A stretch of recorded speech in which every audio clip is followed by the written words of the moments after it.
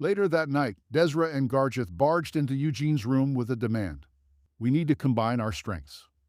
And right when Eugene had just gotten into bed, having washed and changed into a fluffy set of pajamas he'd been about to go to sleep with the satisfied feeling that he'd made full use of his day. You disturbed someone who was about to go to sleep, just to say that? Eugene responded without getting up from his bed. I want to hear your thoughts on this, said Garjeth stubbornly. Desra, standing next to him, had an expression full of dissatisfaction. Although she was now convinced of Eugene's skills, his teasing after she hadn't even been able to hit him once during their spar still lingered in her ears. And how exactly should we combine our strengths? You were also there listening to the patriarch explain how this year's Bloodline continuation ceremony will be held. Remember, this year we'll have to enter a labyrinth through separate entrances and try to break through to the center of the maze. But aren't our goals still the same? The center of the labyrinth and the evil boss monster. A big guy like him was seriously using the words evil boss monster. Eugene kept his amusement hidden. The boss monster should be extremely strong, Garjeth continued his argument. That might be the case, Eugene half-heartedly agreed. The patriarch and the head of the reed tower said there would be many traps and monsters in the maze. However, if it's the three of us, we should still be able to make it through to the center of the maze. That's something we'll have to try to know for sure, Eugene cautioned. I have never lost to any monster. Garjeth proudly threw back his shoulders. And besides, they said that the monsters in the labyrinth aren't going to be real, and will instead be illusions created by magic. So there's nothing to be afraid of. If that's the case, why do you want to join forces to hunt the boss monster anyway? It's for safety. Didn't they say that even though it's an illusion, getting struck will still hurt? But you just said that you've never lost to a monster. For a monster to deserve to be called a boss monster, it has to be a strong one, Garjeth replied with a confident expression. As such, we'll need to combine our strengths. Since the twins from the direct line will be working together as well, we should also join forces. So you want to meet up in the center and fight the boss monster together? That's right. But I think I'll be able to kill it even if I'm on my own, Eugene replied with a grin. How annoying, Desra muttered from between pursed lips. Meanwhile, Garjeth nodded in agreement with Eugene's words. Then let's do this. If you try to fight it and don't manage to kill it, we can join you in the fight, Garjeth offered. And if you're not there, you can just run away and wait for us to get there. Is there a need to even go that far? You're already a pair, aren't you? So just leave me out of this and work together yourselves. Eugene exasperatedly argued. Depending on the circumstances, we might do just that. This time it was Desra who replied. However, 3 people are still stronger than 2. You might be unpleasant, but you're stronger than me. With your help, we'll definitely be able to kill the boss monster. But why are you so invested in killing it? Eugene questioned. Don't you want to defeat the main family? Desra asked with narrowed eyes. Though you've already defeated Cyan in a duel, if you beat him in the bloodline continuation ceremony as well, the patriarch will even give you a present. In a bloodline continuation ceremony where members from both the direct and collateral lines are participating, the collateral lines have never once been victorious, Garjeth added. However, this time we have a chance at winning. There's Desra, me, and then there's you, who has even defeated Cyan. If I defeat the boss monster by myself, that's still a win for the collateral lines, right? Eugene asked. If you're able to fight it alone and win, then I'll be thrilled. Isn't it more impressive for the monster to be defeated by a single person from the collateral lines instead of 3 collateral descendants? Garjeth replied while nodding. Eugene had been reminded of the foolish Mullen after seeing how big Garjeth was, but after listening to him speak, he realized that Garjeth actually knew how to use his head and had quite a broad-minded side to him. Okay, I've got it, so just go already. I'm going to sleep. Eugene shooed them away with his hands while still lying down. Desra looked extremely dissatisfied, but Garjeth just nodded and started dragging Desra out by her wrist. I'm going to sleep 5 hours today as well, Garjeth called out as he left. I'm going to sleep for 6 hours, Eugene repeated. Even though Garjeth knew how to use his head and was surprisingly broad-minded, it looked like he was still just an idiot. You fool, do you really think it will make any difference to sleep a little less than him? Desra asked scornfully. After all, the early bird gets the worm, Garjeth said cheerfully. So you plan on catching worms tomorrow morning. Since you're 2 years younger than me, you still don't know what the proverb means. I said get out, Eugene shouted as he threw a pillow at the two talkative intruders. Ancilla had been plagued with worry all through the night. It was all because of the bloodline continuation ceremony. She had expected it to be the usual sparring competition between the participating children, but suddenly it had become a labyrinth challenge instead. On top of that, to have personally invited the head wizard of Aeroth's Red Tower. The wise Sienna had left an indelible mark on Aeroth's magical community. As descendants of the great Vermouth, Sienna's close companion, the Lionheart's main family had always had a close relationship with the archwizards of Aeroth. In particular, the current head wizard of the Red Tower, Lovelian, who had always claimed to be a follower of the wise Sienna, was someone who had attended several events hosted by the main family. Although he hasn't even shown up at my children's birthdays even once. Ancilla chewed her lip. Of course, the bloodline continuation ceremony was a traditional Lionheart family event, but no matter how much she thought about it, it didn't seem like he had come here just for that. In the back of her head, she could just see the main wife, Tannis, smiling. There's a possibility that he's here to make Edward his disciple. It was a plausible idea. From a very young age, Edward had always preferred reading a book over moving his body. He held a particular interest in magic and had even been practicing various forms of magic for a while now. However, he had never accepted a master. One of the titles given to the great Vermouth was that of Master of all Vermouth had received this title because he wasn't just good at martial arts, but was also supremely capable of using magic. However, following Vermouth, there hadn't been many among the Lionheart's main family who had decided to delve into magic. There was a simple reason for this. It was challenging to make any progress with magic. The competition to succeed the Lionheart's direct line would begin at an early age. So for those who chose to focus on learning magic at this age, by the time it had come for the successorship to be decided, they would be unlikely to have learned enough magic to gain an advantage in their bid to become the Lionheart Patriarch. Edward is 15. Although he's been learning magic since he was young, how much could he really have learned through self-stud? Would Eward's skill really be able to make rapid progress just because the head wizard had shown up now to take him as a disciple? Ancilla pressed her hands to her cheeks to stop them from twitching with laughter. The truth is that they've probably given up on making him the patriarch if Edward really becomes the disciple of the head wizard of the Red Magic Tower. Then he has no choice but to leave the family estate. In the meantime, Cyan and Seal will have a chance to grow up. When the body is far away, the heart also grows distant.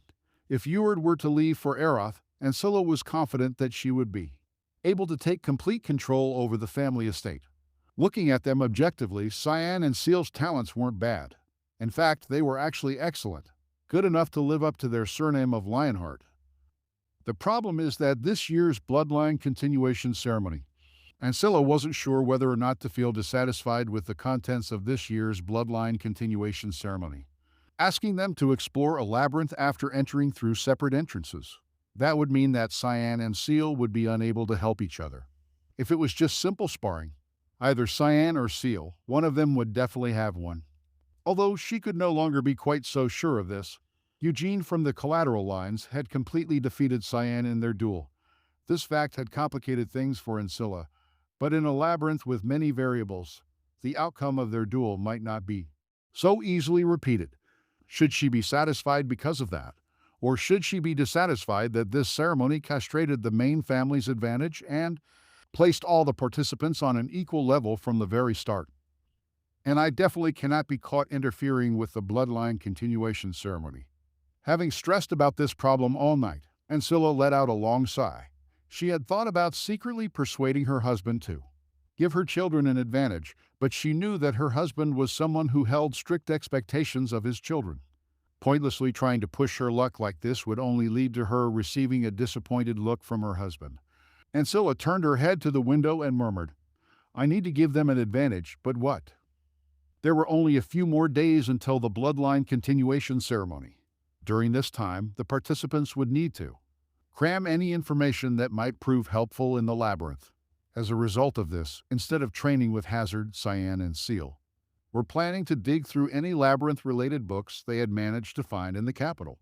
Although she might have slapped Cyan's cheeks out of rage, Ancilla truly loved her children. As such, she couldn't allow her children to live with the label of a concubine's child for the rest of their lives, after she had given so much just to get to this point. All the insults and disgrace I have suffered have only brought me closer to the position that I crave. Cyan and Seal were still young. The twins were able to act so recklessly and get their way within the main estate all because Ancilla had refused to pay any attention to the insults and instead stood proudly as the second madam of the direct Lionheart line, sheltering her children in the process. That was why her son's loss had hurt so much. Getting defeated by a collateral descendant after having inherited the legitimate bloodline as a member of the direct line. Still, I'd prefer. Ancilla sighed again, a complicated look on her face. If that boy named Eugene were the first to break through the labyrinth. If that were to happen, it would lead to an unexpected stalemate. The entire main family would be forced to suffer a disgrace. But now the shame of having lost to Eugene would no longer be borne solely by Cyan and Ancilla. The patriarch Gilead and the first wife Tannis would also share in this embarrassment. On the other hand, Eugene breaking through the labyrinth could even alleviate the impact of his victory over Cyan. It would no longer mean that Cyan was lacking, but that the collateral line's Eugene was suspiciously exceptional. Although the optimal outcome would be if Cyan and Seal were the ones to break through the labyrinth. Ancilla released yet another sigh and got up from her seat. If they can't do that, it would be better if the one who breaks through the maze is Eugene, rather than Eward or any other kid. Of course, this was just a thought. Ancilla had no desire to actually cheer for Eugene. She was only thinking about the best possible results for herself and her children. 4 days later, the children staying at the annex received a message from the main family. Since the preparation to summon a labyrinth into the forest had finally been completed, the message announced that the bloodline continuation ceremony would begin today and formally requested their presence at the starting location. According to the message, they were allowed to wear casual attire, but any other privately prepared items were forbidden. Then, what about their weapons? Most of the children harbored such concerns, but they did what they were told and followed the knights into the forest. "I-11 be preparing the weapons for you," Lovelian explained when they arrived. Both Lovelian and Gilead had been waiting for them inside the forest. Behind them stood the towering entrance to a cave that looked both suspicious and artificial upon close glance. "Just tell me what weapons you need. Although they won't last for the whole day, children, remember that you'll be fighting illusions, not real foes. You should be able to fight with them as long as your weapons retain their proper shapes, right, children?" Lovelian said all this with a friendly smile. Eugene hated being addressed with the word children more than anything else. After all, wasn't that treating him as a kid? However, since his body was, in reality, that of a child, he couldn't openly express his dissatisfaction. "Is there only one choice of weapon?" Seal questioned Lovelian with a bright smile. "Not at all. I can prepare whatever you need," Lovelian promised. "How are you going to do that?" With a smile for how cute Seal's wide-eyed look of curiosity was, Lovelian raised both hands while looking at her. "Like this," he said. Whoosh! Streams of soil rose from the ground and formed clumps between Lovelian's palms. In only moments, a long sword had been shaped from these clumps of dirt. "Wow!" came a collective exclamation.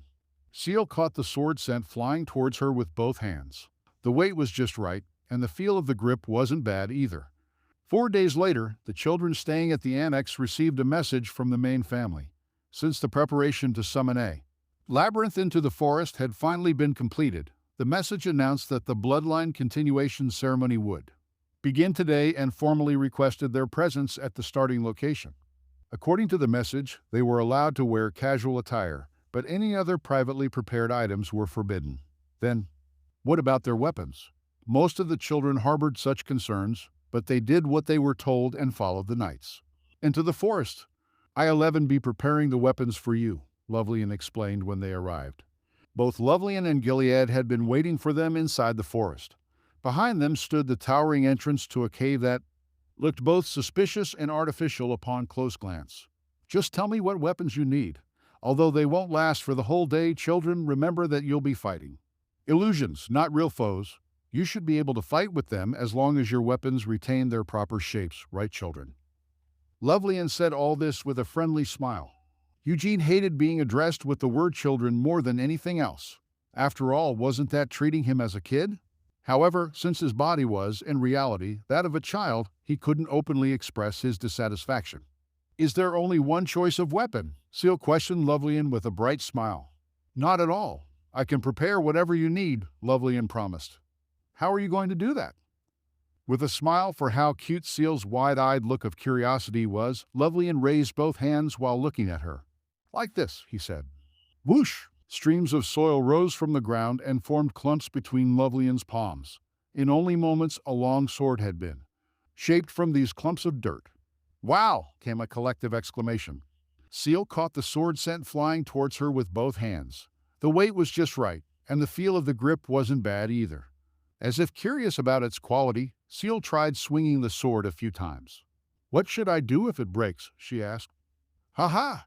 Little lady, you don't need to worry about that. This man in front of you is an amazing wizard. Not only was that labyrinth over there summoned by my magic, but the sword that you, little miss, are holding will never break while you're inside of the labyrinth. Apart from swords, can you make animals as well? I can make dolls, and golems are also within my purview, but I can't make anything that's truly living. If that's the case, then can I go inside with a golem you've created? That's quite the cunning idea.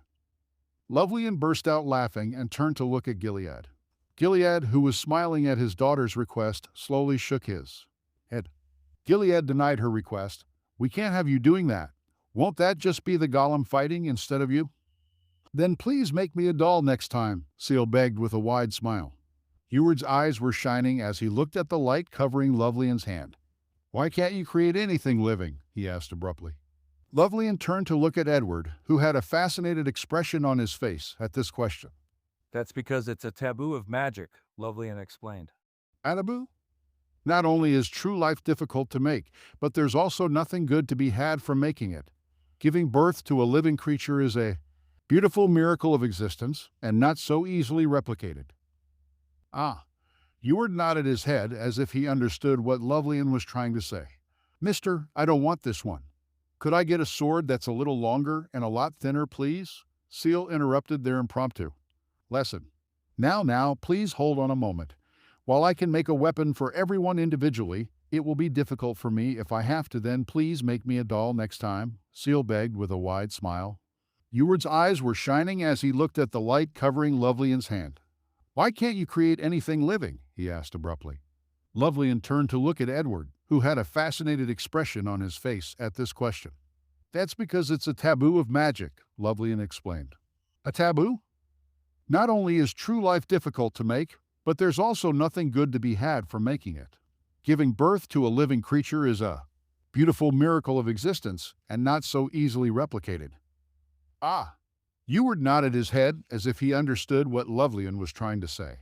Mister, I don't want this one. Could I get a sword that's a little longer and a lot thinner, please? Seal interrupted their impromptu lesson.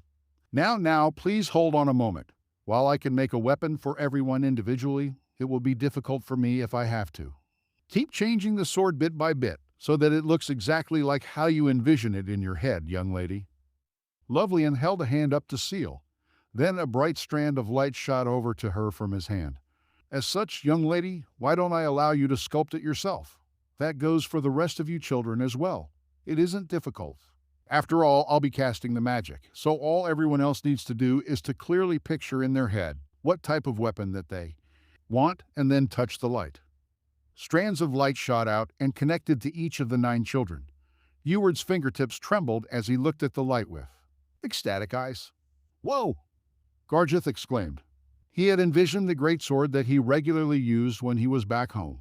Miraculously, everything was just as he remembered. Even the familiar weight had been replicated. While hanging the sword over his shoulder, he kept bursting out in admiration.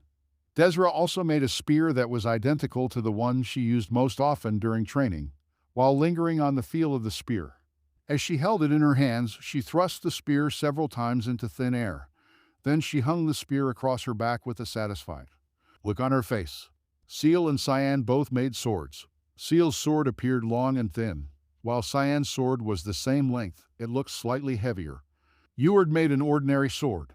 His eyes that had been shining brilliantly as he stroked the light instantly sank into their usual dim state, the moment that Eward was left holding a sword instead.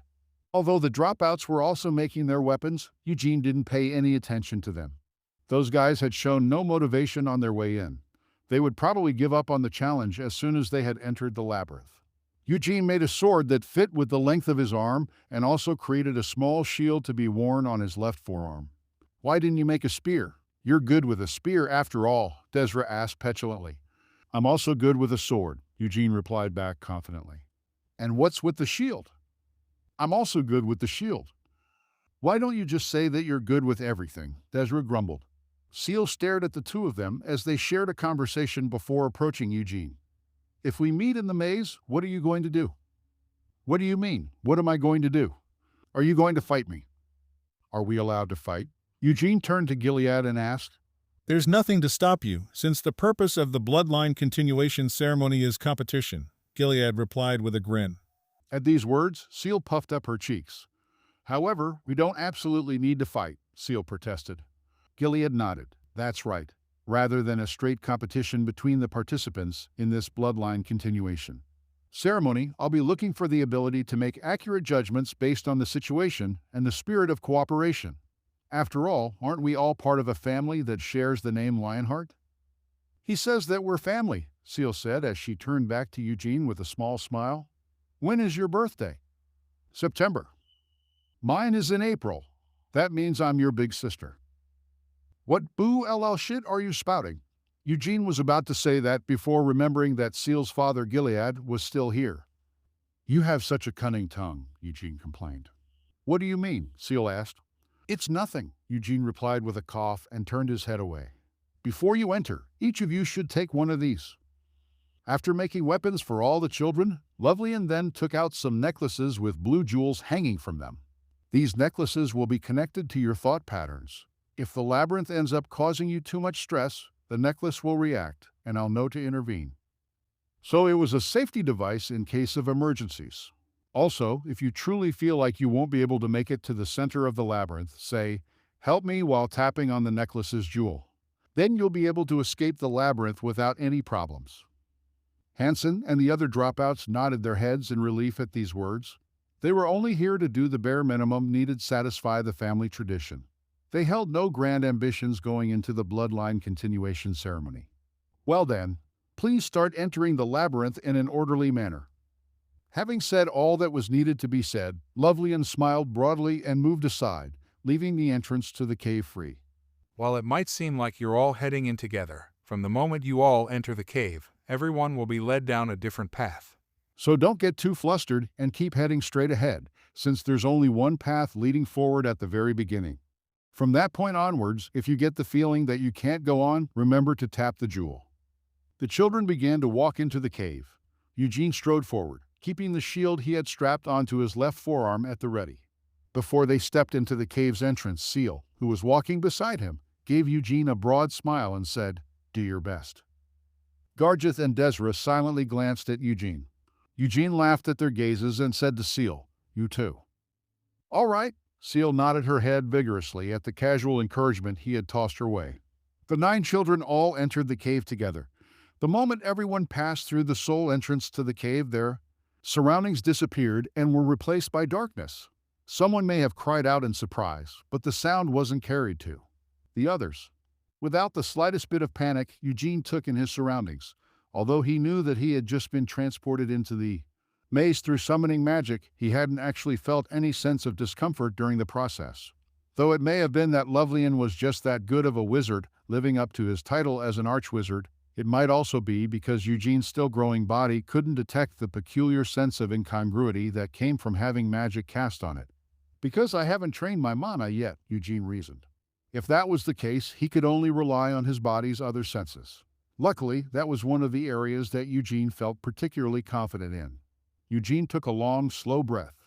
Although he wasn't particularly agitated in the first place, both his body and mind calmed down even further. Then he started focusing on his senses one by one.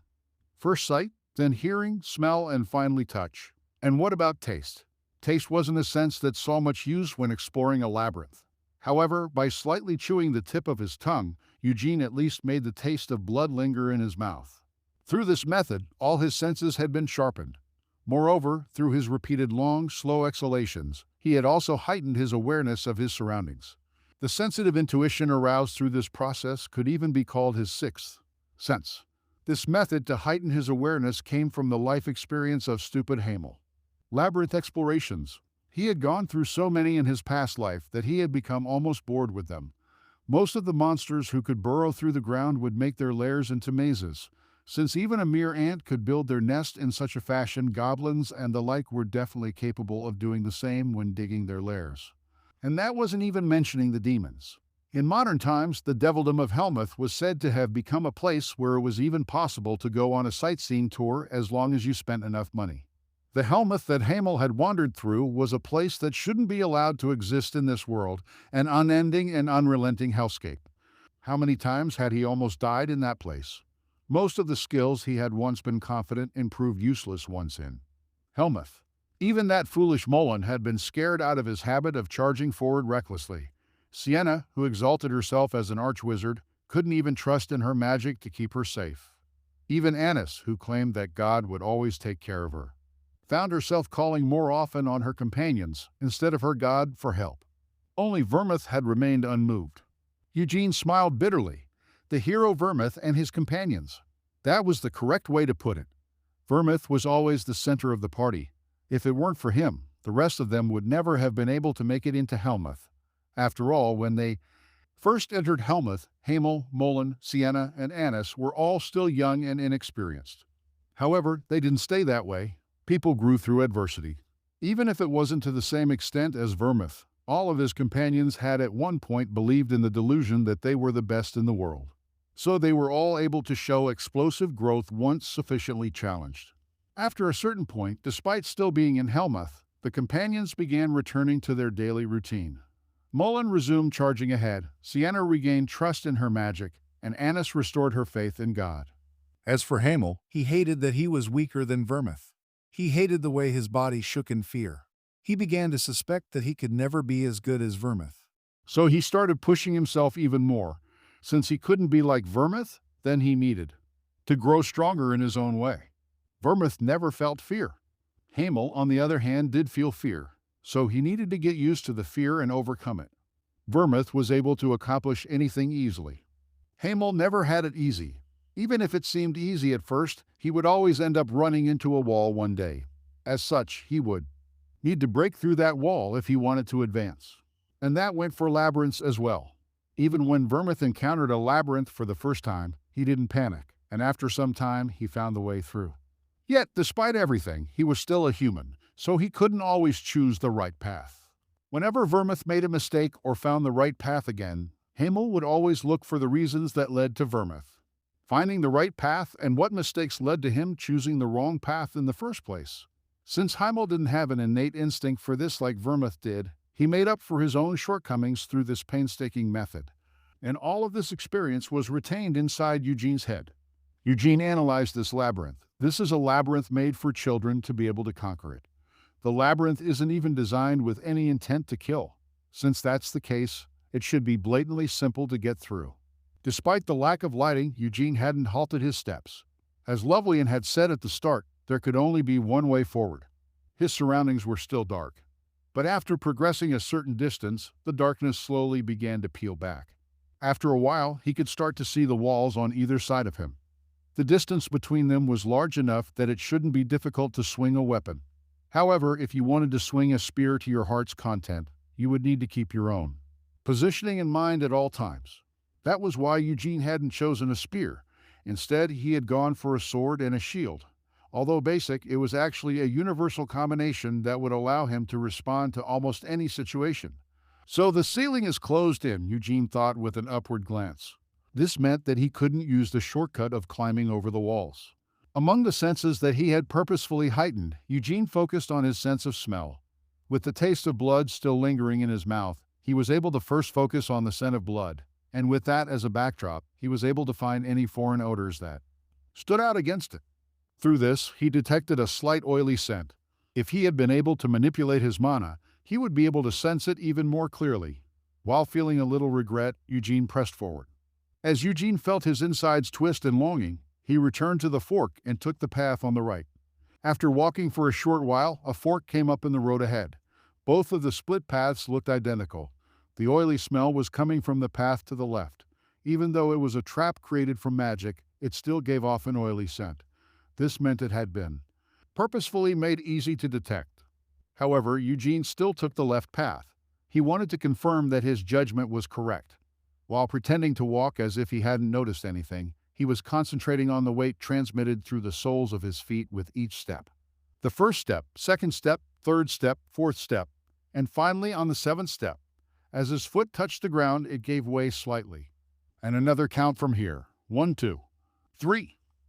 Thrum! Arrows poured forth from the gaps in between the wall bricks. Without panicking, Eugene lifted his shield. Tang, tang, tang. The arrows couldn't pierce his shield and just bounced off. Then, without going another step further down the path, Eugene simply turned back. That was too easy, Eugene grumbled. It must have been because they had set the difficulty for a child's level. Eugene grinned as he recalled something. Every time he had insisted on checking out the wrong path like this, Sienna would just about have a seizure. His past life's memories had brought back not just his adventuring experience, but also the various fond recollections associated with it. Go back to the annex and rest, Gilead said as he turned his cold gaze away from the child before him. Hansen was the first to declare that he was giving up by tapping on his necklace as soon as it was possible to do so, while thinking that he didn't stand a chance in this competition anyway. He had decided not to waste any extra effort. His parents also hadn't held any expectations that their son would choose to do anything different. Why, yes. Hansen had been hanging back hesitantly as he waited for the patriarch's response to his surrender, but he quickly bowed his head and left. Sometime after he had left, another call for rescue was heard. The 10-year-old jurist had actually made it into the labyrinth, which was at least a little better than Hansen. However, he was struck by an arrow at the first trap and had started begging for help with tears pouring from his eyes. Shortly after that, yet another call for rescue came in. It was from the 11-year-old deacon. Although he had endured being struck by an arrow, he was beaten by the slime he had encountered afterward. Slimes were monsters that were difficult to deal with. When equipped only with bladed weapons, Deacon was swallowed up by the slime's gelatinous body and had started screaming for his life. Though less than an hour had passed, the 9 had shrunk down to 6. It might seem pathetic, but these results were as predicted.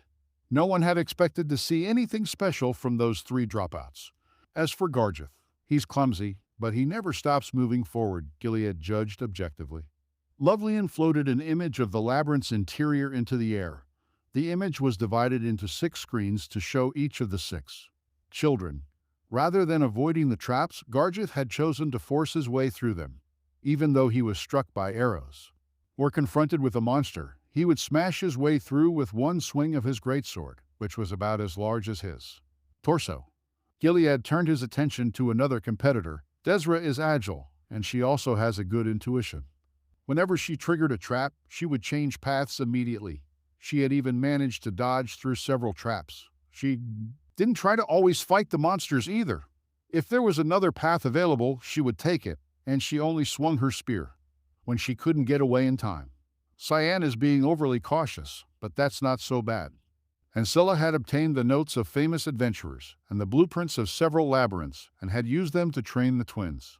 Through this, the twins had learned the basic information and strategies for conquering labyrinths, all of which would help them break through this transparent and easily explored labyrinth. For example, when the labyrinth was enclosed on all sides, but a wind was being generated by magic, then following the direction of the wind could help you find your way. If they looked carefully, they could also find several other artificial clues that pointed to the right way. And even without that, as long as they used their judgment, it was possible to escape a trap during the moment that it activated. Cyan was capable of doing just that. However, due to being overly cautious, there was some awkwardness to his movements. His mind just wasn't flexible enough. His vision was narrowed because he was trying to rely solely on what he could recall from memory. That was why there were times when he fell into an easy-to-avoid trap. Seal is sensible, and her thinking is flexible. However, there is a childish side to her. Seal would activate a trap by throwing things like her shoes.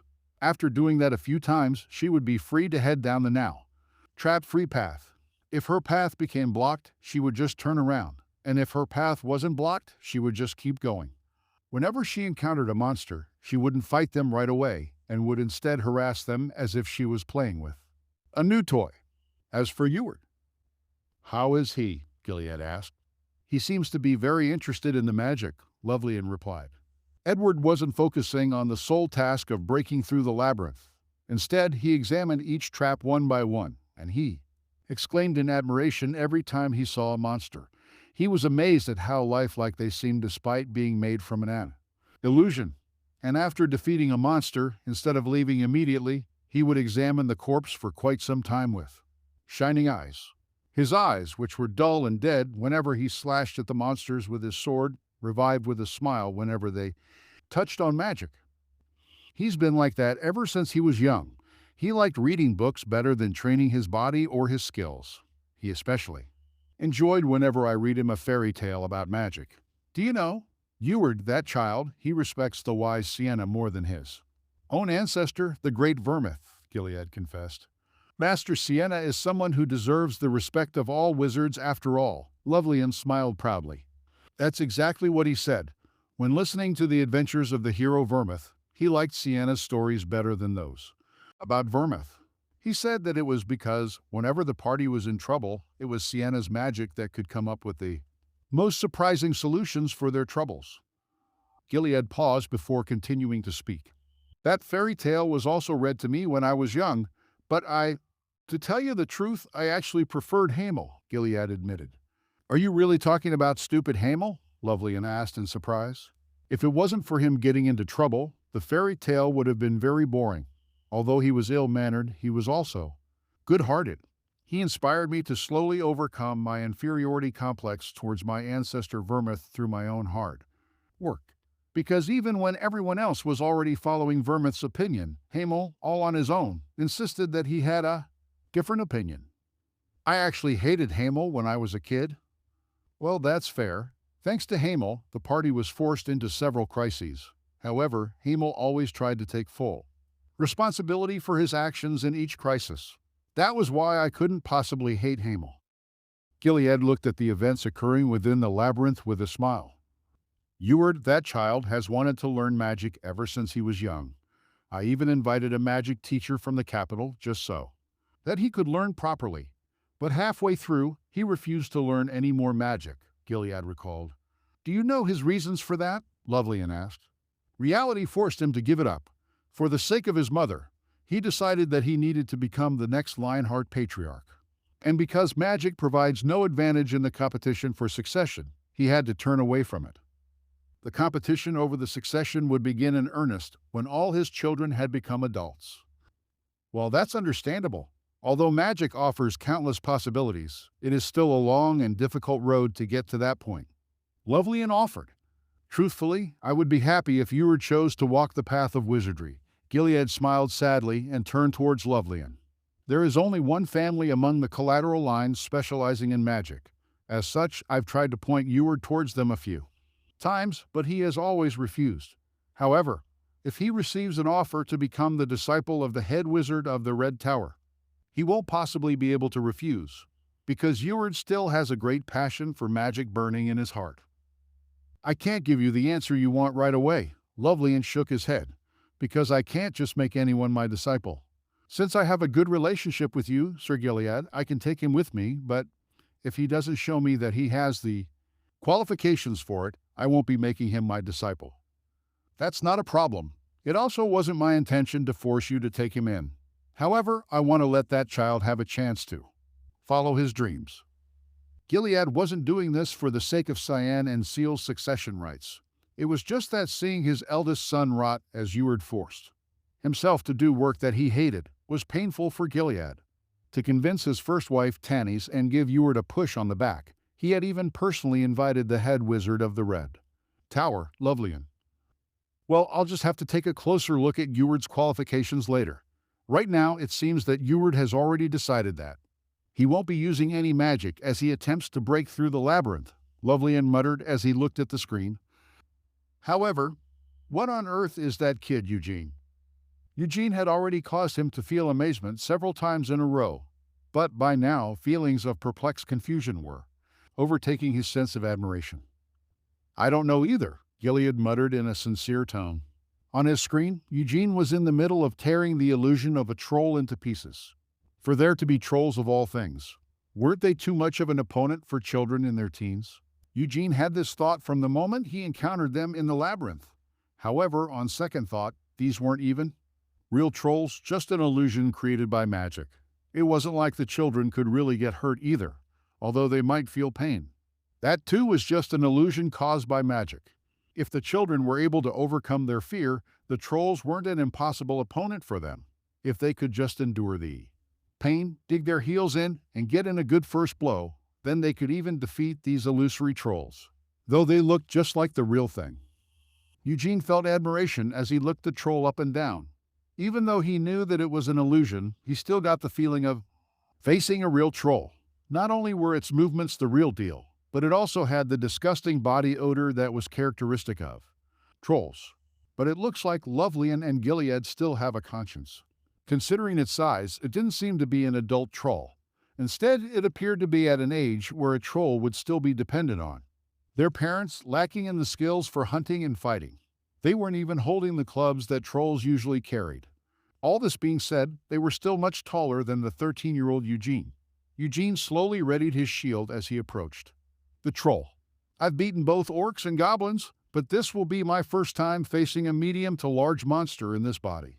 Just because it was an illusion without a tangible form, he didn't have any intention of fighting carelessly, even if it wasn't the real thing. His body had been itching for a good fight, although quite some time had passed since he'd entered the labyrinth, and he thought that he had made a good amount of progress. Having come this far, he had yet to feel any sense of danger. That was why he needed to warm up his body a bit. Eugene slowly and obviously narrowed the distance between him and the troll. Across from him, the troll simply blinked its large eyes at Eugene instead of attacking him right away. This wasn't something to be confused about.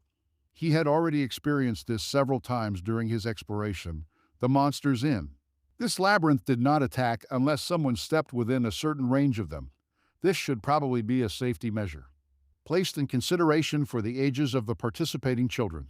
Slowly, just as Eugene's foot was inching forward, the troll's movements suddenly changed.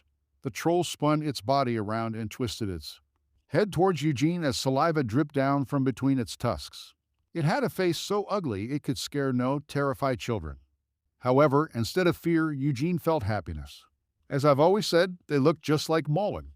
Though the truth was that more than one monster resembled Mullen, things like trolls, ogres, cyclops, and so on. Basically, any ugly humanoid monster that walks on two legs. Eugene believed that all of these monsters really bore a striking resemblance to Mullen. Mullen had never been able to conclusively deny this fact. After all, he was well aware of how ugly he was. As Eugene recalled the ugly face of his old comrade, he kicked off the ground. It was only after the distance between them had shrunk in an instant that the troll finally showed a reaction. This showed that it was both clumsy and dull. That was why it was easy for Eugene to do what he did next. Slosh! Eugene's sword sliced through the troll's calf as he slid between its legs. Once on the other side, Eugene quickly got back to his feet and turned to face the troll's back. Then, without any hesitation, he swung his sword down at the back of the troll's knee. These injuries would have been light for a real troll, but as expected, these illusions weren't exactly the same as the real thing. Besides, the blade that Eugene was holding wasn't a real sharp-edged sword either, all of which made the sharp cuts it inflicted on the troll seem quite unreal. Nevertheless, the sword flashed out with one blow after another. As each slash landed where the previous blow had fallen, Eugene finally managed to sever the troll's leg at the knee. Dark green blood spurted out of the wound. Eugene didn't allow any of it to land on him as he covered his face with his shield. However, his heightened senses didn't miss the moment when the troll finally reacted, as it tried to balance its now unsteady body. The troll let out a scream, and one of its large hands swung down at Eugene's head.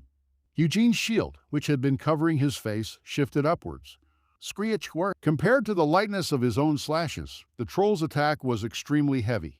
Although his 13-year-old body had been tempered through intense training, it was impossible for him to block the troll's blow head-on. That was why he allowed it to flow to the side. He used both a tilt in the angle of his shield and the full strength of his shoulder and arm as a support. So the descending fist struck the shield at an oblique angle and slid right off.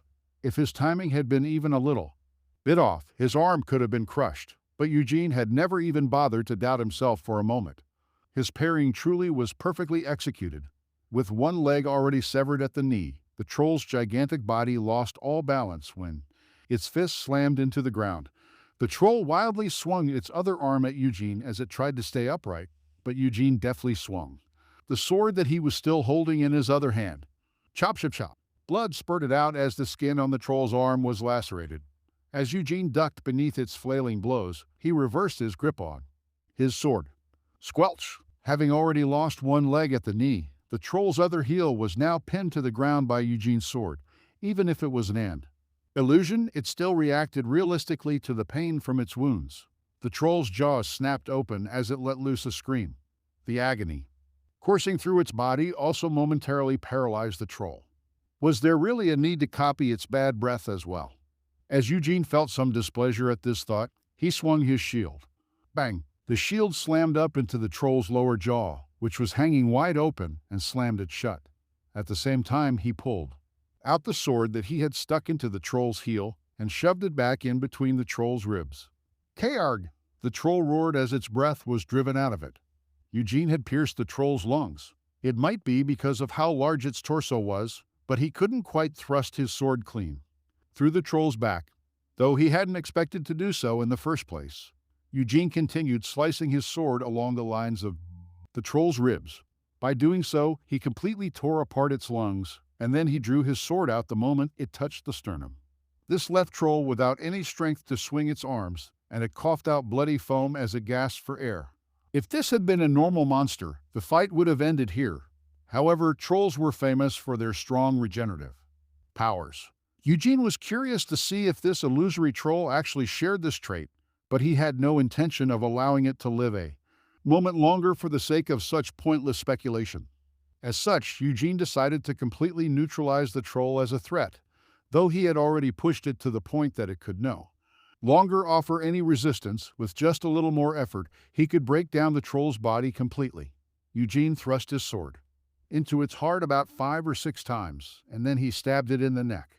Even though he kept swinging his sword so violently, he never once got his blade caught on any bone. Phew.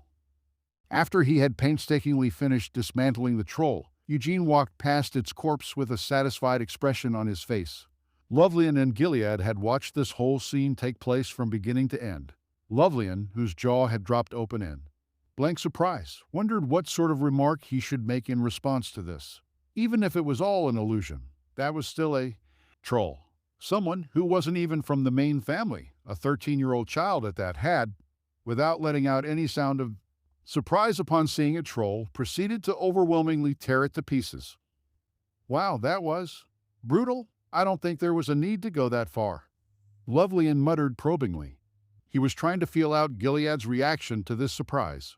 Gilead had been looking at the screen with similarly shocked eyes and immediately burst out laughing with a shake of his head as a response to Lovelian's words. Your illusions are so well made that they need to be treated as if it were a real battle, isn't that so? Gilead defended Eugene. That might be the case, but Lovelian hesitated. It's amazing. Very amazing. He shouldn't have faced a troll before, but rather than stiffening in fear, he cleanly and confidently neutralized the troll as a threat.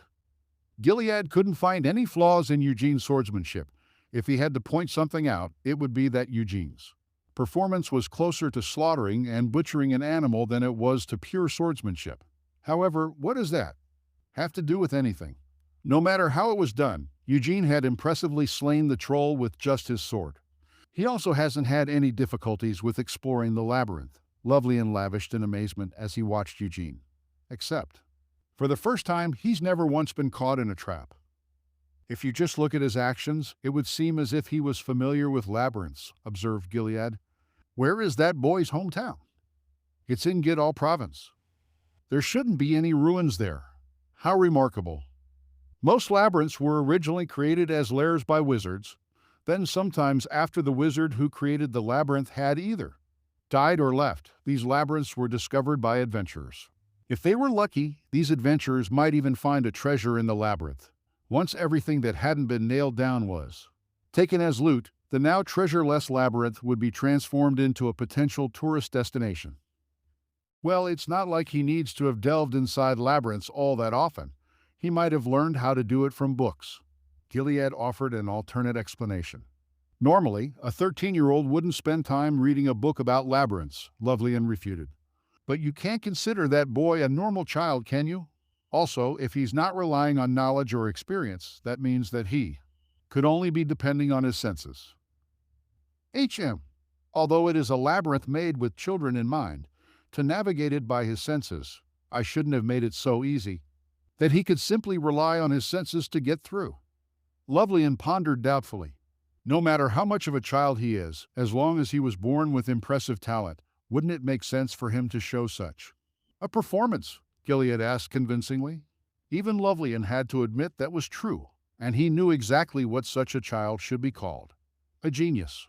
Gilead no longer kept his eyes on Cyan, Seal, and Edward. Instead, he watched with delight as Eugene headed towards the center of the labyrinth.